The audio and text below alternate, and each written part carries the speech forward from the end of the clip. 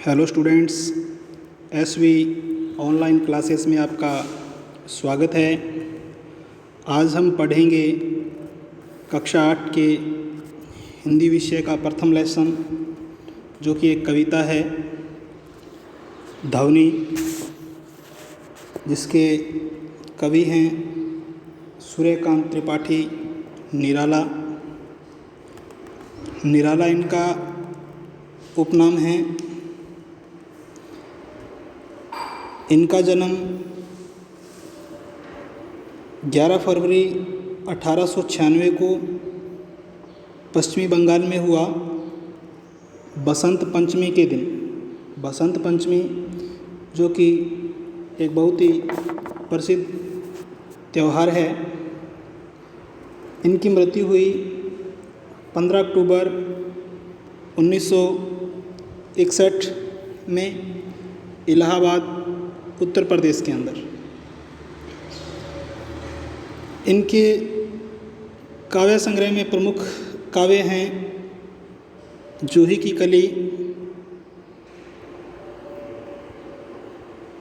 परिमल, गीतिका, अनामिका आदि।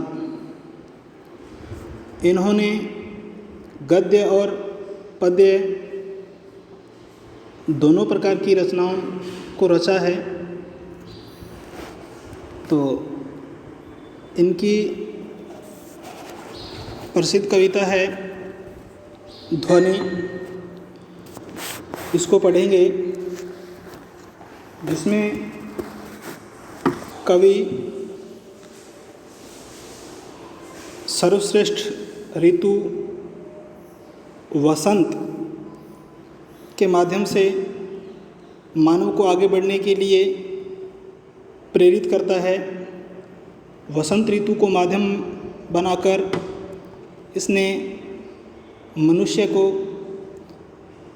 आगे बढ़ने के लिए प्रेरित किया है कि किस प्रकार विभिन्न प्रकार की कठिनाइयाँ अगर जीवन में आएँ तो उनका सामना करते हुए ऊंचाइयों की ओर बढ़ना चाहिए। तो पढ़ते हैं कविता। अभी न होगा मेरा अंत, अभी अभी ही तो आया है मेरे वन में मृदुल वसंत, अभी न होगा मेरा अंत। कवि वर्णन करते हुए कह रहा है कि अभी अभी अर्थात हाल फिलहाल ही, यानी कि कुछ समय पूर्व ही मेरे जीवन में वसंत आया है। अर्थात ऋतुओं का राजा होता है वसंत, सर्वश्रेष्ठ ऋतु कहलाती है वसंत। तो उसके माध्यम से कवि कह रहा है अभी न होगा मेरा अंत, अर्थात अभी मेरा अंत नहीं होगा, अर्थात वसंत ऋतु का अभी अंत नहीं होगा। अर्थात मनुष्य को आगे बढ़ने के लिए प्रेरित करते हुए कह रहा है कि अभी न होगा मेरा अंत, अर्थात अभी मेरा अंत नहीं होगा, क्योंकि अभी अभी ही तो आया है मेरे वन में मृदुल वसंत। क्योंकि अभी अभी मेरे जीवन में, अर्थात जिस प्रकार वन में वसंत ऋतु आती है उसी प्रकार मेरे जीवन में भी कोमल वसंत ऋतु आई है, अर्थात खुशियाँ आई है। इसीलिए अभी न होगा मेरा अंत, अर्थात मेरा अभी अंत नहीं होगा। दोबारा देखते हैं। अभी न होगा मेरा अंत, अभी अभी ही तो आया है मेरे वन में मृदुल वसंत, अभी न होगा मेरा अंत। तो यहाँ मृदुल का मतलब है कोमल, अर्थात सुखदायी वसंत। तो अभी मेरा अंत नहीं होगा, क्योंकि अभी अभी ही तो मेरे जीवन में मृदुल, कोमल, खुशियाँ प्रदान करने वाला वसंत, अर्थात ऋतुओं का राजा, सर्वश्रेष्ठ ऋतु वसंत अभी अभी मेरे जीवन में आई है। इसलिए अभी इसका अंत नहीं होगा, अर्थात मुझे अभी और आगे बढ़ना है। आगे है हरे हरे ये पात, डालियाँ कलियाँ कोमल गात, मैं ही अपना स्वप्न मृदुल कर, फेरूंगा निद्रित कलियों पर, जगह एक प्रत्यूष मनोहर।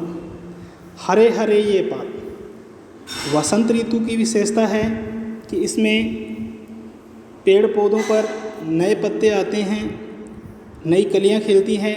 इसीलिए कवि वसंत ऋतु को मद्देनज़र रखते हुए मानव को आगे बढ़ने के लिए प्रेरित करता है। वसंत ऋतु के माध्यम से मनुष्य को भी आगे बढ़ाने के लिए कहता है कि हरे हरे ये पात, अर्थात इन पेड़ पौधों पे जो हरे हरे पत्ते हैं, जो ताज़ा पत्ते आए हैं, डालियाँ कलियाँ कोमल गात, डालियाँ अर्थात उसकी टहनियाँ, कलियाँ जो नई नई कोंपलें पौधों से निकलती हैं, कोमल गात, कोमल का मतलब मुलायम, नाजुक, गात, गात का अर्थ है शरीर, अर्थात विभिन्न पेड़ पौधों पे, अर्थात इनके शरीर पे हरे हरे पत्ते, डालियाँ, कलियाँ ये बड़ी ही कोमल हैं, जो अभी अभी इनके शरीर पे आई हैं। अर्थात विभिन्न पेड़ पौधों ने वसंत ऋतु के अंदर नई पत्तियाँ धारण की हैं। मैं ही अपना स्वप्न मृदुल कर,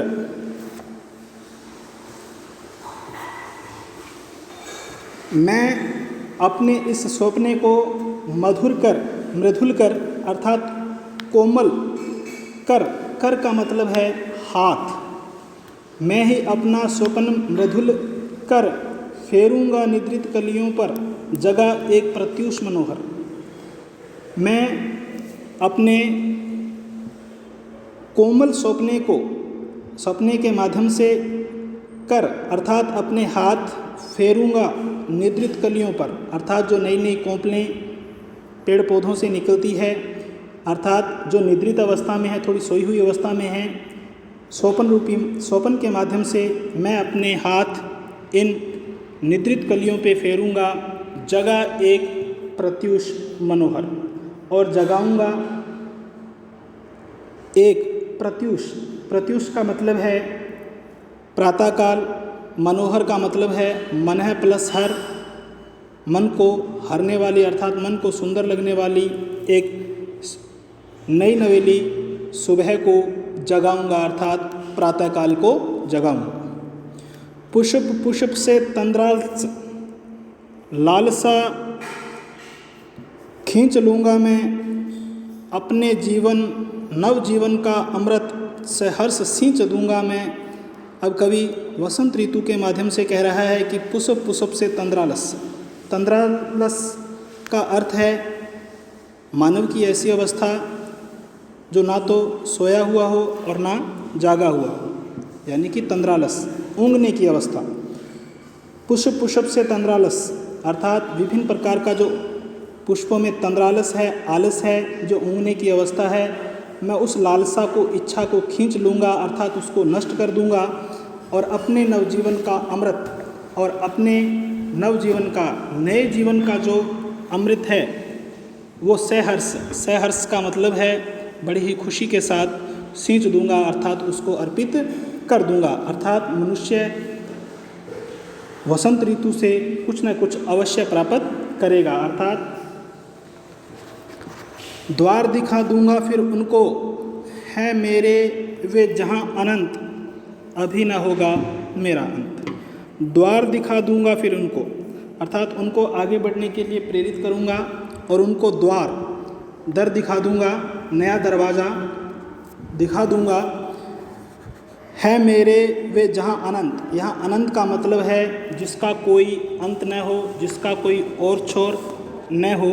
अर्थात द्वार दिखा दूंगा फिर उनको, अर्थात नए द्वार, आशाओं के द्वार मैं मनुष्य को फिर से दिखा दूंगा। है मेरे वे जहाँ अनंत, जहाँ वे मेरे अनंत हैं, अर्थात जिसका कोई और छोर नहीं है, अर्थात ईश्वर रूपी रास्ता मैं उनको दिखा दूंगा।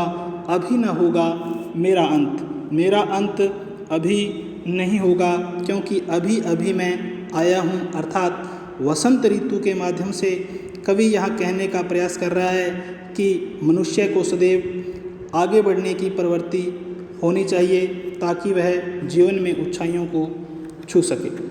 धन्यवाद। ये थी आज की कविता ध्वनि। इसमें से आगे कुछ प्रश्न हैं जो आपको करने होंगे। पहला प्रश्न है, कवि को ऐसा विश्वास क्यों है कि उसका अंत अभी नहीं होगा।